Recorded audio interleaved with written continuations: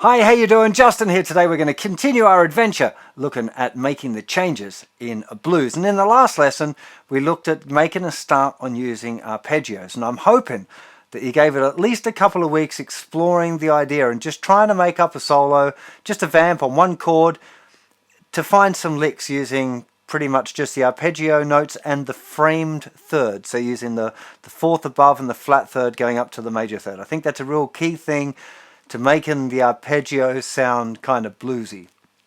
You can use them without it, don't get me wrong, but that really is, I think, for me anyways, it was a bit of a game changer that enabled my arpeggio playing to suddenly sound more bluesy. And it is something that I see a lot in the guys that I really like your Larry Carlton, Robin Ford, Josh Smith, you know, modern kind of blues guitar players. A little more so maybe than the older school guys, but you will find it still in, you know, Stevie Ray Vaughan and that kind of thing as well. It's not exclusively a modern blues approach, this. In this lesson, I'm going to take you through 5 licks that are all based around that A7 arpeggio that we checked out in the last lesson, okay? The E shape, pattern 1, this one.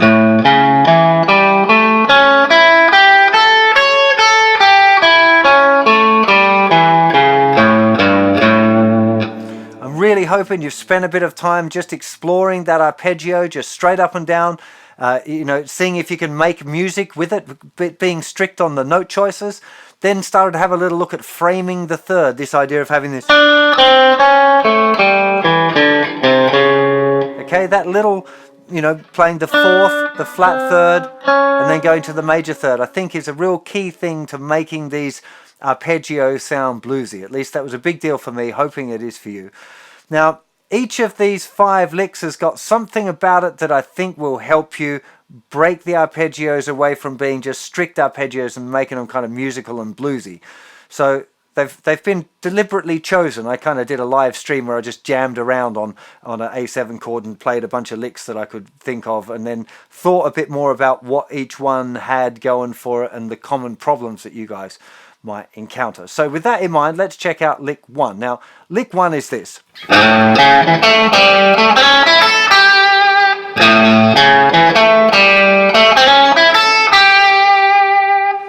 The reason I picked out this lick specifically is the starting on the thickest string thing. Now, generally speaking, you should try and avoid starting on the thickest string, especially when you go into arpeggios, because it sounds super clunky if you're just moving around from that root note each time. But invariably, people do end up having that sometimes, where especially if it's like a chord out of key, like not in a blues circumstance, you're trying to find that dominant 7th arpeggio, you hit that root note. It's a good idea to have a lick that starts there. So rather than just running straight up the arpeggio, you've got something else that you've trained your fingers to kind of do naturally.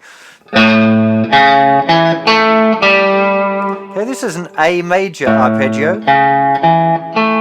A, C sharp, E, A, and then we're going down to the flat 7, okay? 1, 2, and 3, and. It's the count. 1, 2, and 3, and 4, and. So the and after 4, we're going back to the root note. Now we're using the second finger to slide up from the 5th fret to the 6th fret. First finger, 5th fret, 2nd string, thinnest string. And we're again landing on the flat 7 to finish the lick. Okay, so the rhythm, 1, 2, and 3, and 4, and 1, and 2, and 3, 4. 1, 2, and 3, and 4, and 1, and 2, and 3, 4. Okay, now this is a pretty straightforward arpeggio lick. You should try and break it down a little bit more, so you might just you might just nick that little bit off. And then try and incorporate it with licks and ideas that you've already got, even if they're straightforward minor pentatonic kind of blues things. Don't try and compartmentalize these things into dominant 7th licks, because if you want them to be part of the blues, you have to mix them in as soon as you can with the other blues licks that you know and love. So let me just try and kind of smash this lick into a few different chunks and then mix it in with some regular licks, kind of standard blues vocabulary. Here we go.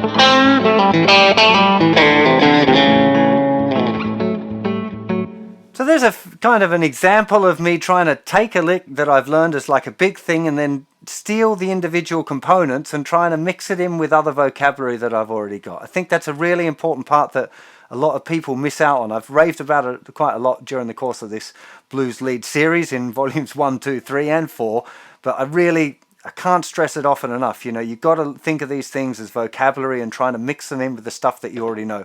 Otherwise it will completely stay separated from all of the stuff that you know, and when you naturally improvise, the ideas just won't come out unless you consciously go, oh, I'm going to use my arpeggios now. And that never sounds as good when you try and consciously crunch it in like that. It doesn't work as well. Now lick number 2 is a little bit stretchy. Some of you might find it a little bit difficult, but it's a good stretch to be working on. It's a really nice little lick. It's actually a slightly more complex version is one that I first nicked off Joe Satriani when I was a teenager, but I've since heard it used by a lot of different blues guitar players in a lot of different ways. It's got a cool little trick to it, which I'll share with you as well. The basic idea is we're starting with the little finger right up on the 9th fret.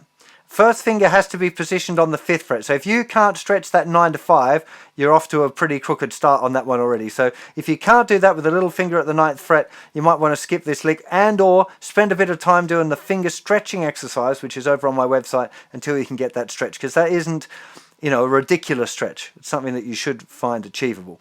So the actual lick is quite simply playing the 9th fret on the thinnest string, flicking off to your first finger, which is at the 5th fret on the thinnest string, and then you're going to play the 8th fret on the 2nd string. It'll just be those 3 notes as a triplet. So 1 triplet, 2 triplet.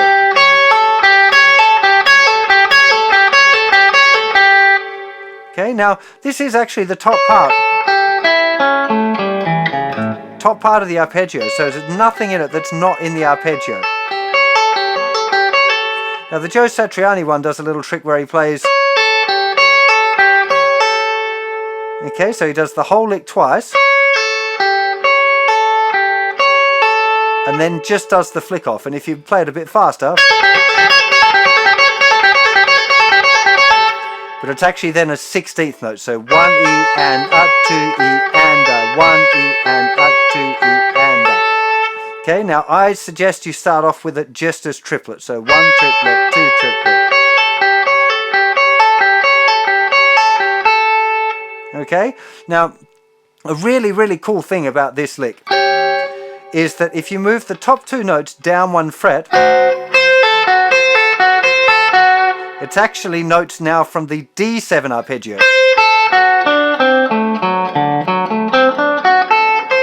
Something we're going to be looking at in a couple of lessons time. So you can actually get this really nice movement of going A, D, A. If you're really stretchy, you can go E, D, A. Okay, so it's a really flexible little line. You can even sometimes get away with using that O still over the A chord as well.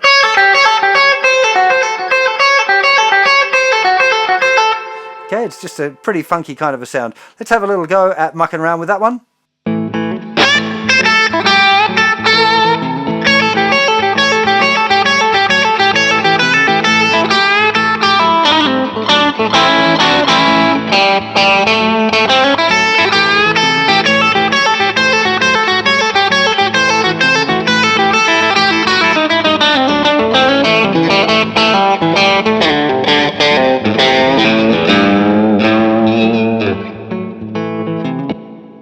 Okay, so this one tends to be its own kind of a lick. There's definitely scope for exploring the pattern, the idea, changing the notes up but keeping that kind of rhythmic pattern. There's scope for changing the rhythmic pattern but keeping the notes the same. There's a lot of different things. It's a simple lick. So the idea here is that you want to try and explore as many different ways of approaching it as you can. So lick number 3 is this.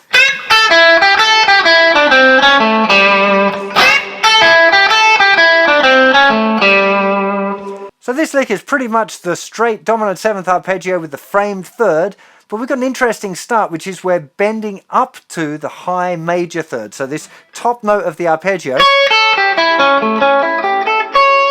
can be a little bit stretchy there with the little finger, and it doesn't feel very bluesy to be that stretched out to me. I don't tend to play that note that way very often. But more commonly, I'll be going from the 7th fret and doing a tone bend to that note, okay? Now, we're not doing the release of the bend, so make sure that you do the tone bend. And then the picking hand is going to rest on all the strings to mute them so you can do the release without a heap of noise. So after the bend, the first finger is going to play the 5th fret of the thinnest string, and then 5th fret of the 2nd string. Now make sure you put that first finger down a little flatter than you would normal, so it can roll over onto the 2nd string. If you use the tip of your finger already on the thinner string, when you try and roll it over, your hand will end up in a really weird kind of position if you manage to make it at all. So a little flatter, then roll it over. Now we're going to play the 8th fret on the 2nd string. I tend to use my little finger, but you might find it more comfortable to use the 3rd finger. It's completely up to you. Then we go back to the root note, the 5th fret on the thinner string. Then we go down the minor pentatonic scale, so 8th fret, 5th fret on the 2nd string, then 7th fret on the 3rd string, 5th fret on the 3rd string, and then 2nd finger is going to come down on that major 3rd, which is the 6th fret of the 3rd string. So we end up with this.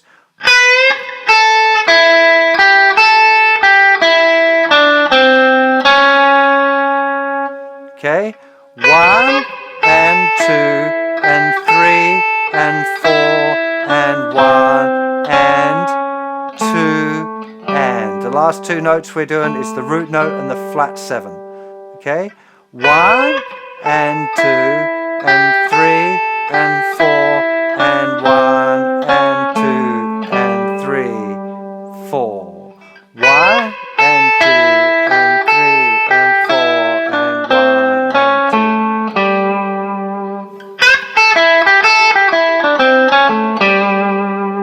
2. Okay, again with these licks you really want to be exploring them as much as you can. Learn the lick straight first of all, practice it up, get your fingers around how it feels, get used to what it sounds like. Practice playing the lick straight with a backing track or a loop, and then start exploring it and breaking it down a little bit to try and see what else you can get out of it.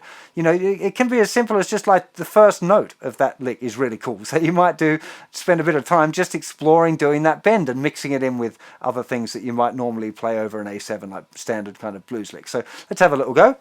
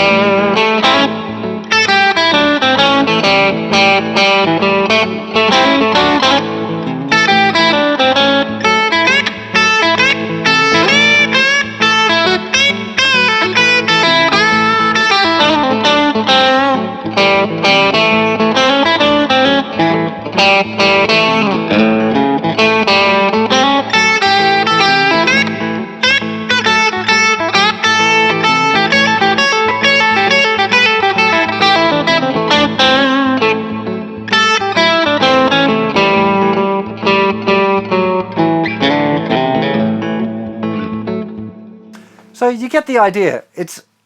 This is the key part. Learning licks is important. Learning phrases is important. Getting concepts and ideas down is important. But trying to work them into what you're playing is the really key thing that you can't do enough of. It's such great practice. I'm really enjoying doing this lesson actually and taking these licks because I kind of don't tend to practice specific licks as much anymore as I probably should. And it's really good fun. I really enjoy it, genuinely. And I think that you will as well when you get into that idea of practicing a lick and then trying to explore it as much as you can. I think it's a real cool, fun thing to do. Anyway, on to lick number 4, which is this.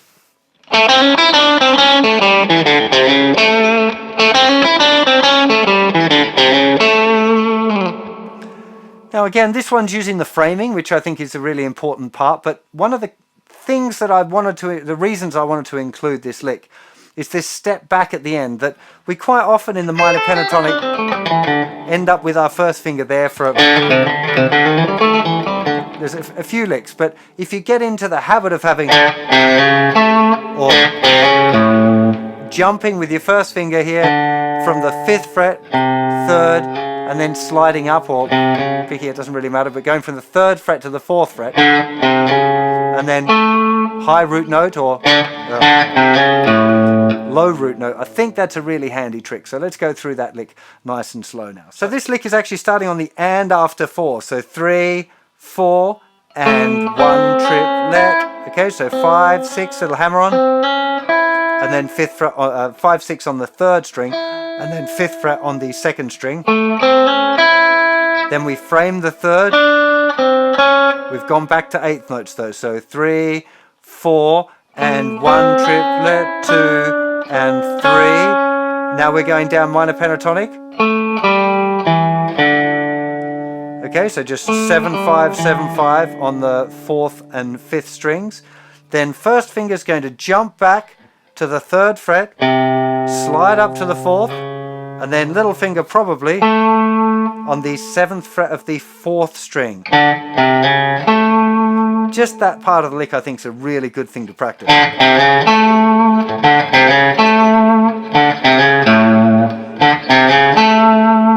Like I said, it's just a nice way of kind of getting behind the root note, because we spend a lot of time with the minor pentatonic things with the first finger kind of anchored in the 5th fret. So it's nice to find these licks where it's kind of deliberately busting you out of that a little bit. I think it's a good thing to practice. So the count right the way through the lick: 3, 4, and 1 triplet, 2, and 3, and 4, and 1, and 2, and 3, 4, and 1 triplet, 2, and 3, and 4, and 1, and 2, and 3, 4.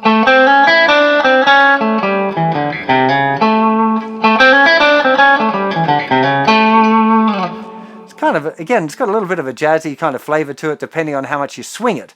So hopefully you're aware already a little bit of this shuffle or swing idea, that with a regular 8th note the notes are evenly spaced, so 1 and 2 and 3 and 4, and very exact mathematically. But when we get into a swing or a shuffle, the and is moved kind of later, so you have 1 and 2 and 3 and 4 and 1 and 2. You still count it as an and, it's just kind of pushed way late. In theory, it's generally the first and last triplet. So if you're going 1 triplet, 2 triplet, 3 triplet, 4 triplet is a proper shuffle. This is explained in the beginner's course if you haven't done that, this idea of what a shuffle is. But it's not quite so mathematical as that in real life, you know, in real life, in real music. What's real music? Music that we like, proper blues. It can vary how strong the shuffle is, and that's one of those things that determines the style and lots of other variables. So be aware of what you listen to and how much shuffle is going on. It really help your awareness of your playing as well. So let's have a go at exploring that lick as well.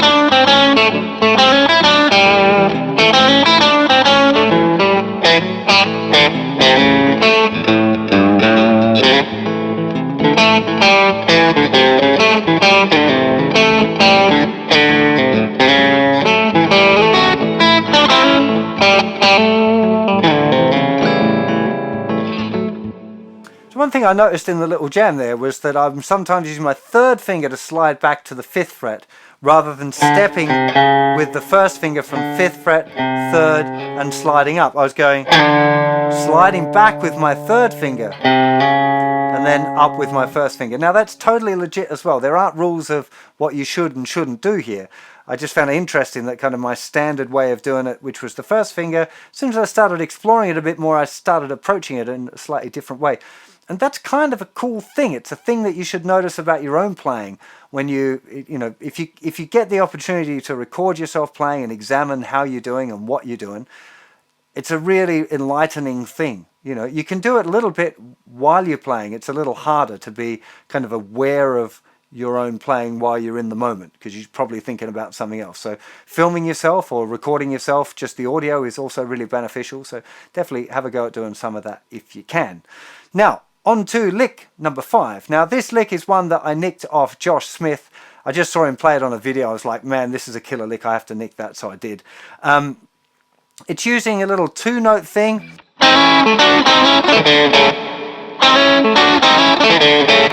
I just really, really dig it, What you want to think of is that you're starting here with the first finger in the 5th fret of the 2nd string and second finger on the 6th fret of the 3rd string. It's just kind of part of this chord.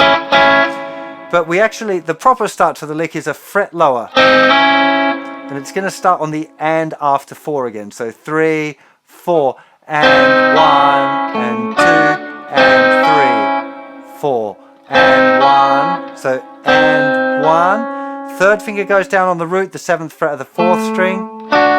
Then it flattens, and you're going to play the 7th fret on the 2nd and 3rd strings. And then that same slide up.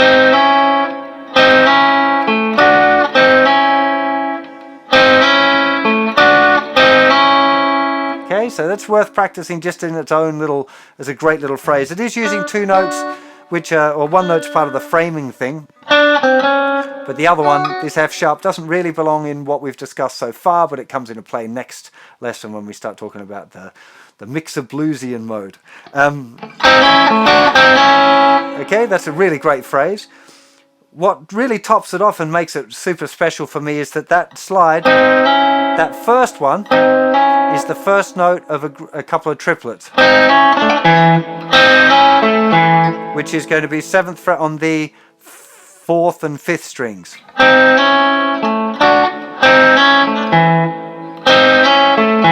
Now, I tend to use an up pick on those. Sometimes when I'm doing it slowly, I'm using a down and an up, but I think most of the time when I'm playing it at full tempo, I'm using a little up, kind of a rake over that.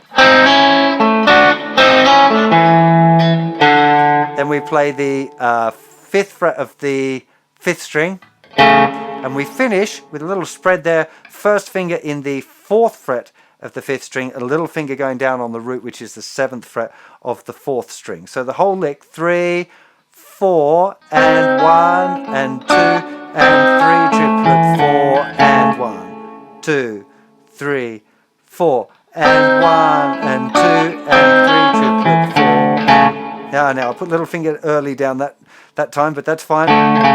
That works as well as, okay?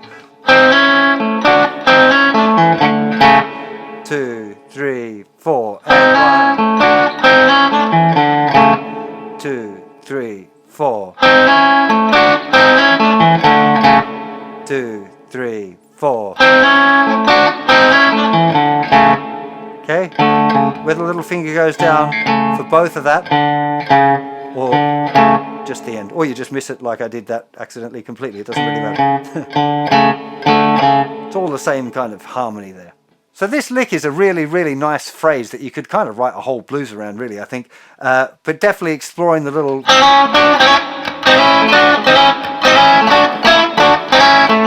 There's so many little variations you can get of that.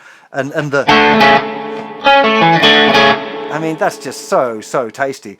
Definitely one, try and take that whole lick around the A7, the D and the E, which leads me nicely, actually, onto your practice for this week.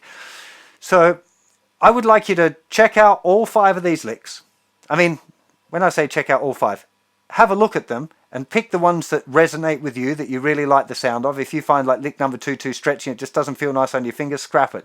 If you feel like one of them's too jazzy, scrap it. You know, you want to practice things that you like.